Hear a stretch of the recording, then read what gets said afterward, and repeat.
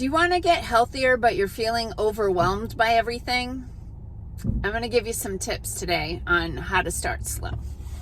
Hey, I'm Dr. Patty Barch. I'm a traditional naturopath, founder and owner of Naturally Unbridled Wellness and naturallyunbridled.com, where we focus on wellness solutions, not disease management. This is Down the Ridge with Dr. Patty, and I'll give you 7 to 10 minutes of holistic life and wellness information on my way to work. This is not medical advice. It is for entertainment purposes only. Don't listen to me. Everything I say is a lie. Okay. For those of you who are new to these videos, I just want to let you know, because a lot of people assume because I am a naturopath and I do some homesteading, small scale homesteading, that, I probably grew up on some kind of hippie commune, and nothing could be further from the truth. I ate an almost entirely processed food diet up until, I don't even remember when I started all this, but let's just say probably into my late 30s, right? So I'm still detoxing some of that stuff. I had a candy drawer in my house. I ate a lot of crap. I never really did drink a lot of soda. I credit my parents we never had soda in the house unless it was like a cookout or something. And we didn't drink Kool-Aid or anything like that. But, a lot of our food came from packages. And I ate that way until, well into adulthood.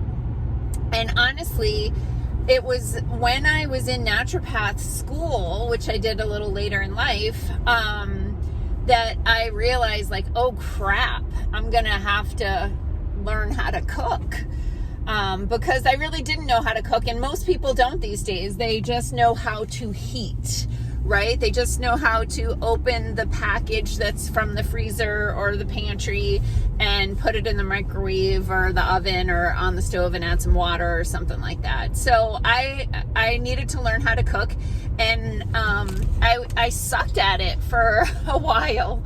I kind of made the same things over and over, but over time, I would make something that was really good and exciting, and I would learn from that. And I started to actually read menus at restaurants to see what kind of foods do chefs put together. And then I definitely watched a lot of cooking videos to learn how to cook things. I really am just now at this point, at almost 54 years old, just learning how to cook a pork chop or a steak, right? Those types of things. I do cook my meat very thoroughly. I cook a lot of meat in my Instant Pot, and I think what you'll find when you are working with or if you know any holistic health professionals that deal with parasite cases, that we tend to cook the crap out of things and we don't eat sushi.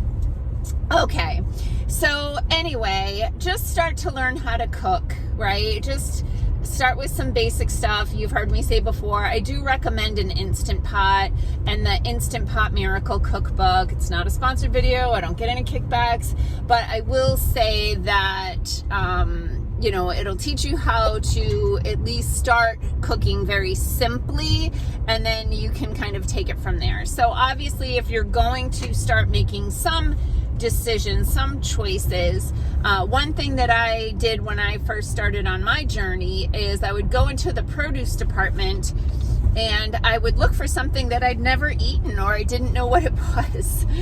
And then I would go to YouTube and I would look up, how do you cook a leek?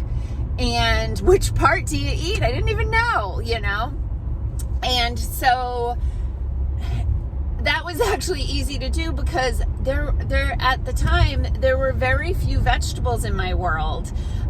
Like most Americans, I ate potatoes and corn.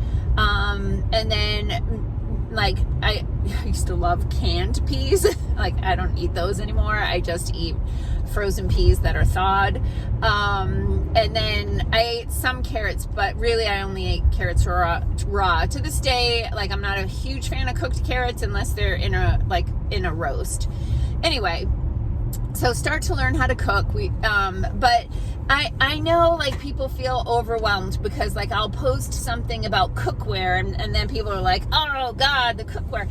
And it can be overwhelming to try to fix all the things at once. So don't try to fix all the things at once.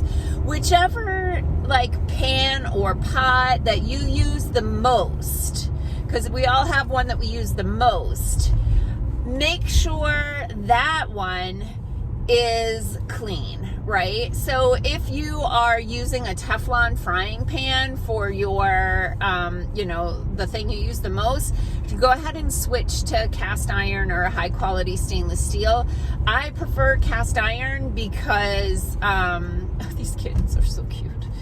I prefer cast iron because it cleans up better and stuff doesn't stick to it. You do have to learn a little bit, and I'm still optimizing this. You do have to learn a little bit how to deal with cast iron. There's a lot of videos online about this, but you really don't use soap on them. You just kind of clean them with hot water and some scrubbing without going into a lot of detail. So, look at that. Then the other thing is, I think you could start looking at cleaner personal care products. So things like shampoo, deodorant, those sorts of things. So I've done a video about this. Absolutely never wear perfume or cologne again. It's completely toxic and it's proprietary information. They won't even tell you what's in it. And what goes on your skin goes in your body. And if you're putting it here, not only is it going into your skin and into your circulation that way, but you're inhaling it into your lungs and it's coming in contact with your bloodstream in your lungs and it's getting into your circulation there. So throw it out. Just throw out all the perfume. If you are looking for something because you like scents and you want to smell nice, just go with a high quality essential oil. Like that's completely fine, and they're made from plants and you know exactly what's in there. So go ahead and use those. But the Environmental Working Group, EWG.org, is a really great resource for finding cleaner household cleaning products, personal care products, etc. So just start with a few little things. One pot, one new vegetable, and one replacement personal care products. Okay? You can do it. Peace out, peeps. Have a healthy day.